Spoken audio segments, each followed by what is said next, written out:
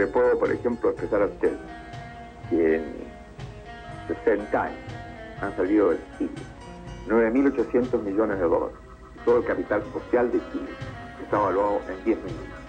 O sea, prácticamente ha salido un Chile entero, nuestra frontera, para ir a fortalecer a las grandes empresas. Nosotros, por ejemplo, estamos dispuestos a firmar un contrato para venderle a Estados Unidos 100.000, 200.000 toneladas de cobre que necesita más. Pero el cobre tiene que ser nuestro, porque es fundamental.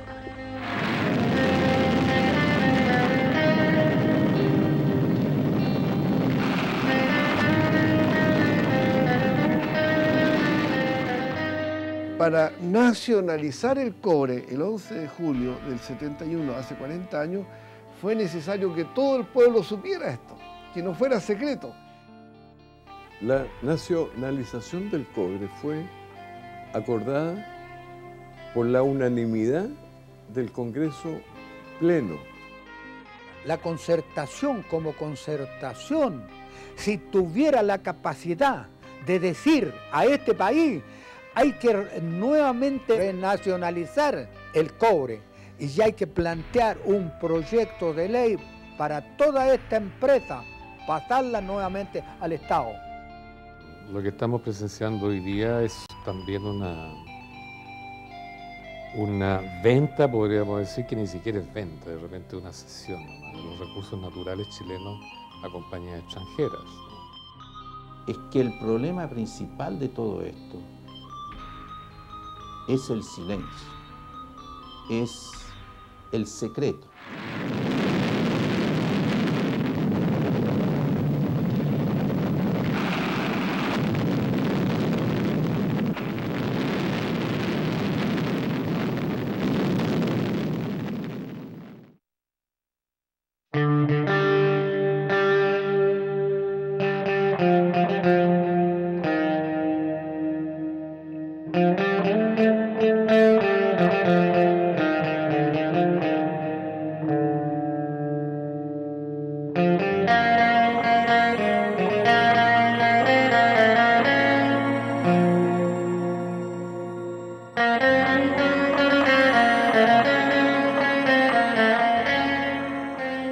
El cobre es uno de los primeros metales usados por el hombre ya en la prehistoria. Restos arqueológicos dicen que las primeras explotaciones de cobre y otros minerales en el norte chileno empiezan alrededor del 500 a.C. La explotación del cobre por los norteamericanos empieza en el año 1905, cuando la Braden Copper Company inicia la producción en la mina El Teniente, cercana a Rancagua.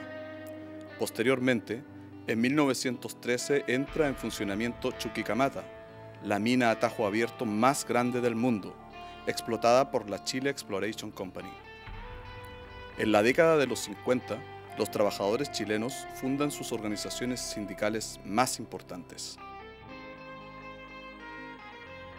La Confederación se funda en Machalí el día 23 de marzo de 1951. Entre sus primeros acuerdos en la fundación de esta Confederación de Trabajadores del Cobre se planteó la nacionalización del cobre.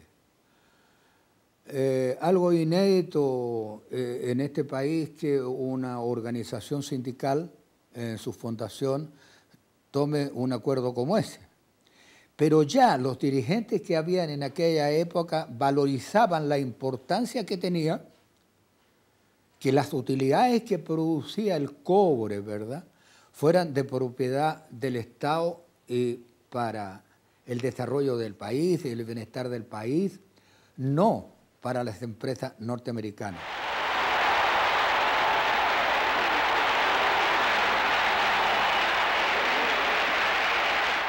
Bueno, los 60 básicamente es un periodo que en Chile comienza a plantearse la rebeldía social de muchas maneras, de muchísimas maneras. Es un periodo de cambios muy profundo a nivel de la cultura popular. Es el periodo en que la música es cooptada y monopolizada por los jóvenes, se la quitan a los viejos, parecen los Beatles, aparece el rock, etcétera, etcétera.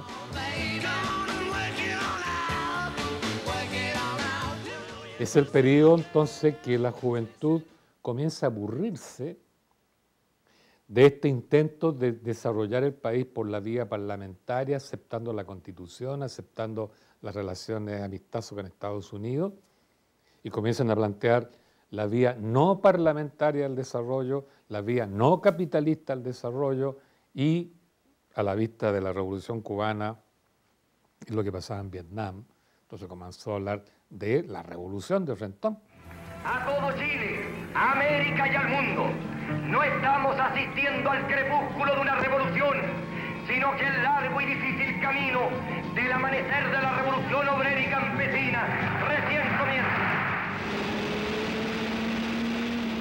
La chilenización fue un tímido paso hacia la recuperación de las riquezas básicas de Chile, iniciado por Eduardo Frei Montalva, quien llamó a este proceso la viga maestra dentro de su programa de gobierno.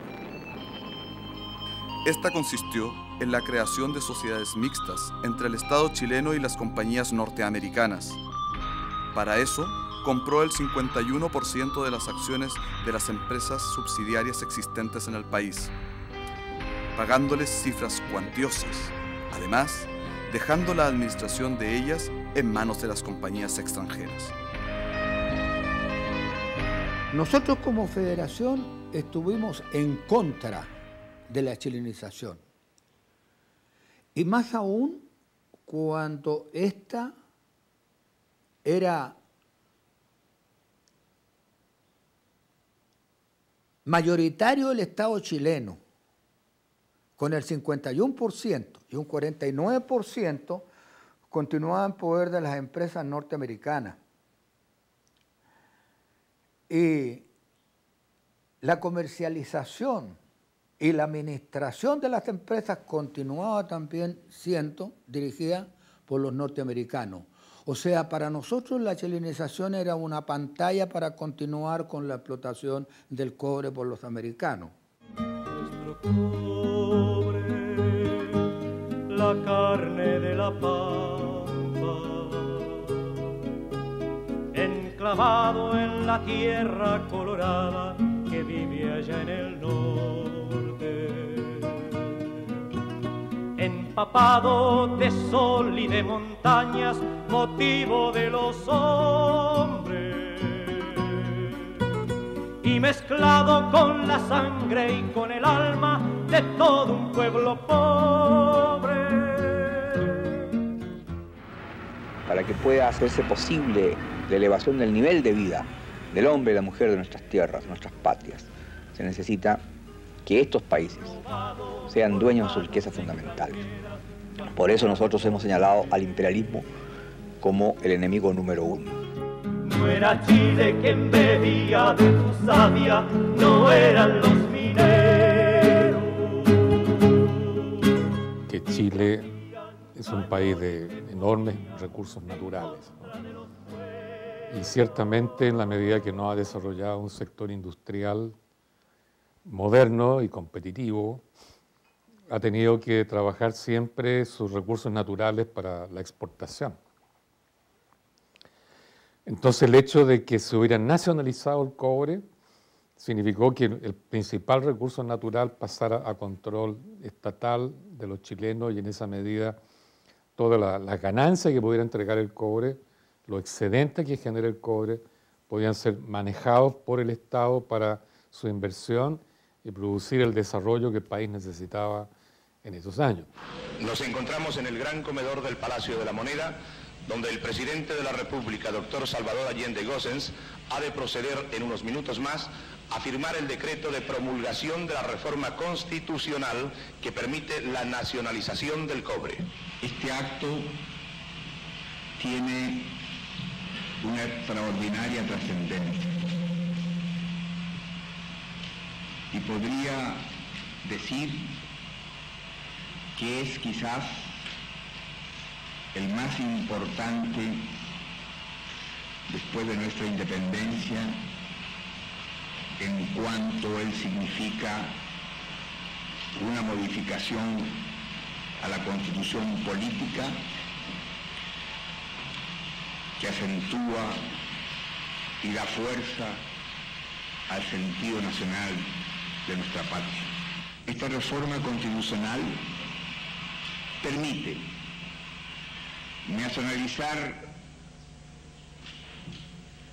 las empresas mineras de la gran minería del cobre y además preservar para el Estado las riquezas básicas de nuestro país. Cuando Allende levantó la bandera de la nacionalización al 100% del cobre, ya había un terreno en Chile a favor de esta idea, o sea, tanto es así que nadie se opuso, pues. Y hubo además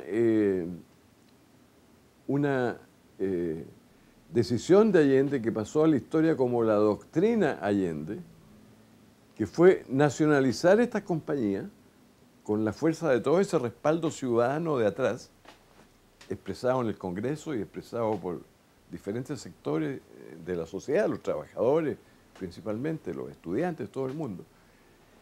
Y la doctrina de Allende consistió en no pagar indemnización por la nacionalización, que significaba pasar estas compañías a propiedad del Estado de Chile. La Anaconda, la Breider, con todos sus minerales, el Teniente, Chuquicamata, las minas del Salvador, Potrerillos, etc. Y a eso se le llamó doctrina Allende, porque Allende dijo, esto se paga con las utilidades excesivas obtenidas por estas compañías durante 40, 50 años que han explotado el cobre. Y con cuentas sobre la mesa, hechas por economistas, y todo eso fue aceptado universalmente. O sea, esa fue la doctrina Allende. Y Allende llamó al cobre el sueldo de Chile, ¿no? Y había todo un sentimiento nacional del derecho de la posesión del cobre. Qué bueno, Chile, qué bueno, que dejes ya de ser pobre y que ya por fin el cobre sea puramente chileno. Ahora te toca a ti, minero, cuidar la mina, que nada te la destruya, que la mina es de la patria, y ahora la patria es tuya.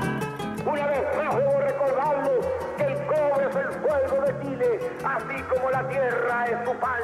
El pan de Chile lo van a garantizar los campesinos con su conciencia revolucionaria. El futuro de la patria, el sueldo de Chile está en las manos de ustedes. A trabajar más, a producir más, a defender la revolución desde el punto de vista político con la unidad popular y defender la revolución con la producción que afianzará el gobierno del pueblo. De la nacionalización del cobre en particular es una de las grandes cosas que le costó a Chile, al pueblo de Chile, y la vida de Salvador Allende, entre otras cosas tan importantes por haber nacionalizado el cobre.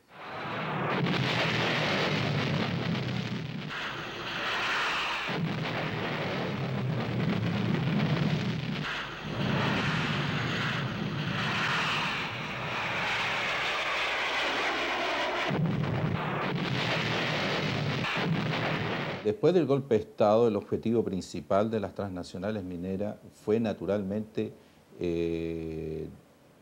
desnacionalizar lo que había sido nacionalizado, es decir, privatizar las 5 empresas que había nacionalizado Salvador Allende. Pero todo ese importante grupo de las transnacionales, más la presión política interna de la derecha chilena, por privatizar las empresas nacionalizadas, se topó con el freno de los mismos militares, y no de cualquier militar, sino que de los militares que estaban en la Junta de Gobierno. Incluso Pinochet, Toribio Merino y Gustavo Olí estaban en contra de la privatización de las empresas nacionalizadas, y al contrario, a partir del año 76, dictaron varias medidas, varias leyes, incluso reformas constitucionales para consolidar la nacionalización del cobre. Entre ellas, por ejemplo, de que el 10% de las ventas de Codelco fueran a las Fuerzas Armadas. Porque el año 80, cuando la Junta de Gobierno discutió la nueva constitución que nos impuso Pinochet, los Chicago Boys y el grupo de Jaime Guzmán presionaban para que en la nueva constitución, aprovechando que se hacía con las armas en la mano y obligando a los chilenos, cualquier cosa que dijera esa constitución se iba a aprobar. Entonces, esta era la oportunidad para anular lo que hizo el Parlamento chileno por proposición de Allende el 11 de junio del 71. Y proponían borrar aquella parte de la Constitución que dejó establecida esta ley. La ley se llamó la Ley 17.450. Esa es la ley que modifica la Constitución. Dice: el cobre es de manera absoluta, exclusiva, inalienable e imprescriptible de propiedad del Estado chileno. Es decir, no hay ninguna ley en Chile, probablemente en América Latina, que tenga 4 conceptos, ¿no? Absoluta, exclusiva, inalienable e imprescriptible. O sea, eso es para que a nadie se le pase por la mente jamás nunca privatizarlo o revertir la nacionalización.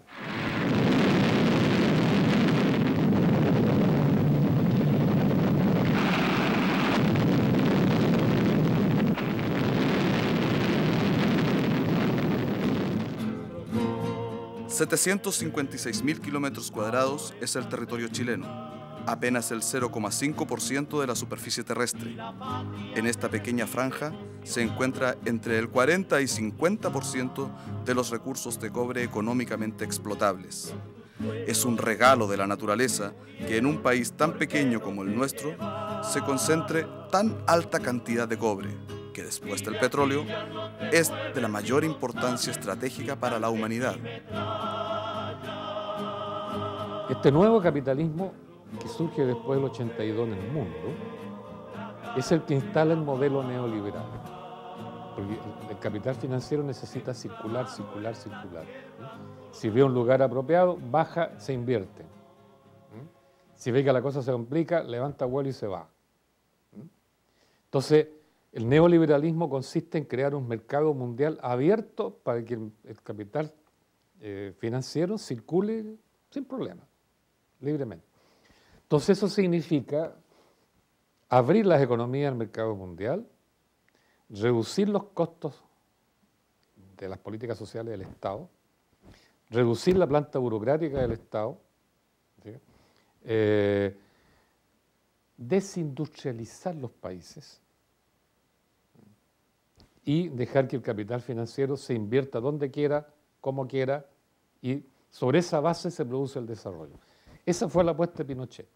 Las compañías extranjeras vienen operando desde los militares y con los 20 años de gobierno de la Concertación, que le dio más granjería al flujo de los capitales extranjeros, sin ninguna responsabilidad de dejar algo en el país, ni control de las remesas de las utilidades, y por supuesto sin tributación en el sentido de la regalía, del derecho a explotar un recurso que no es renovable, que se acaba. Esas ideas han perdido mucho terreno y es muy poca la gente que se ha dedicado a hacer conciencia sobre esto. El hecho que exista inversión extranjera en los recursos naturales es una expoliación en sí, por ese mismo hecho. No se debe permitir en ningún país de América Latina la inversión extranjera en la minería. Que venga la inversión extranjera a crear industrias de cualquier tipo, una fábrica de hoyos para picarones si quieren, pero invertir en los recursos naturales, eso no se debe permitir. Yo podría decir, eso es traición a la patria.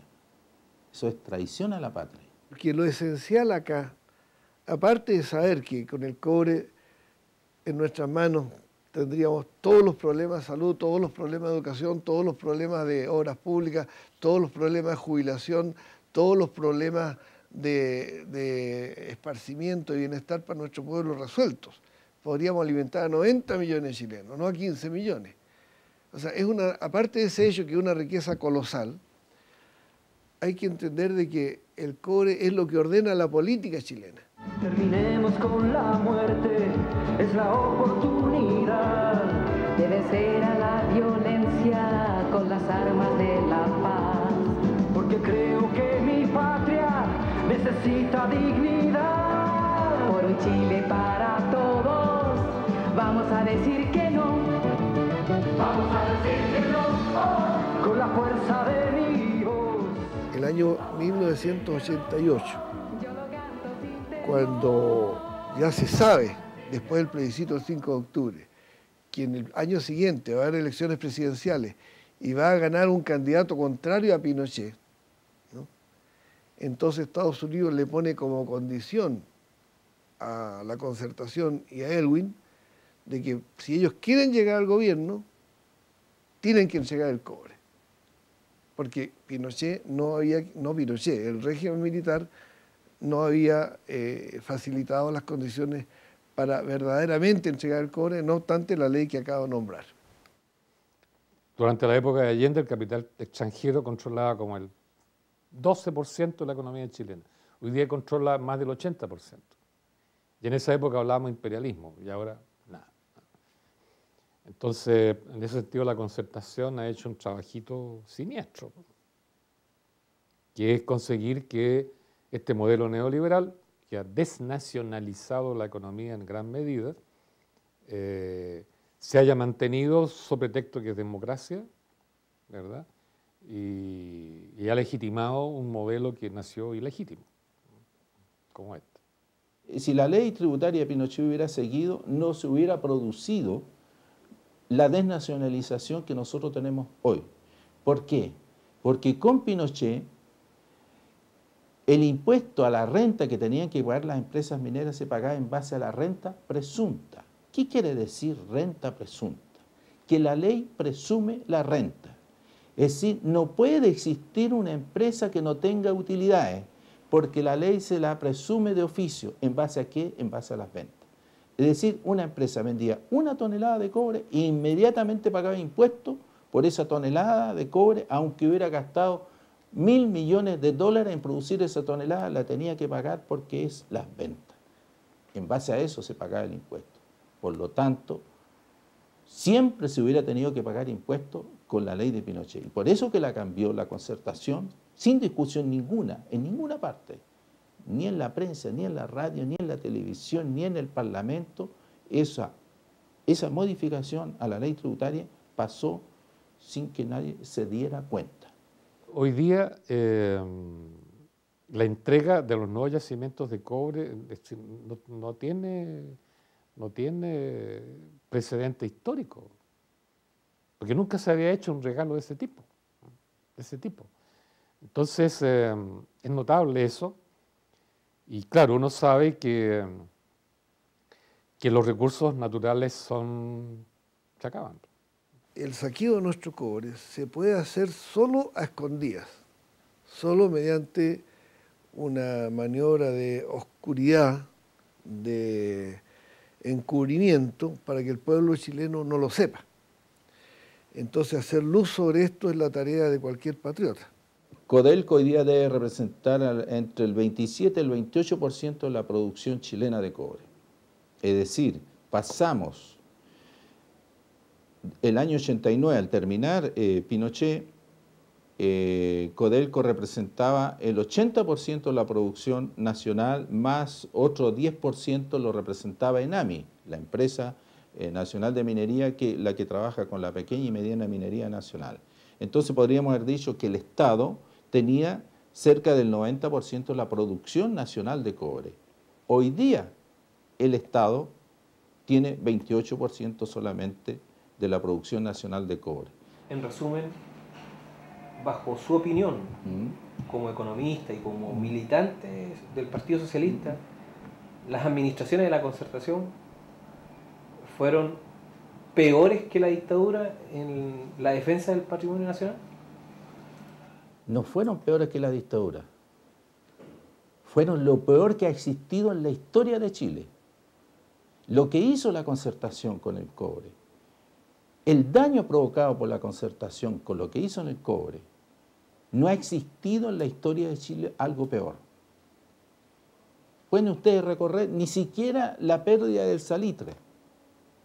Es tan grave como lo que se perdió en estos 20 años con las políticas de la Concertación. Porque no le podemos echar la culpa a la dictadura con la ley de José Piñera, porque no fue esa ley la que permitió la desnacionalización, sino que son las leyes que hizo la Concertación a partir del año 90.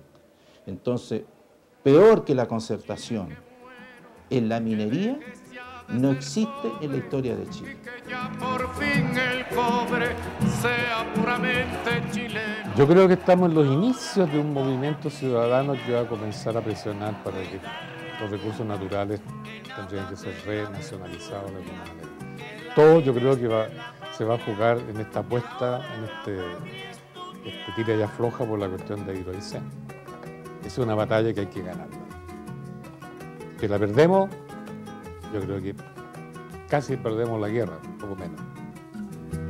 Que no haya más sube y baja en manos del extranjero y que por fin el minero sepa para quién trabaja. Ahora te toca a ti, minero, cuidar la mina, que nada te la destruya, que la mina es de la patria y ahora la patria es tuya.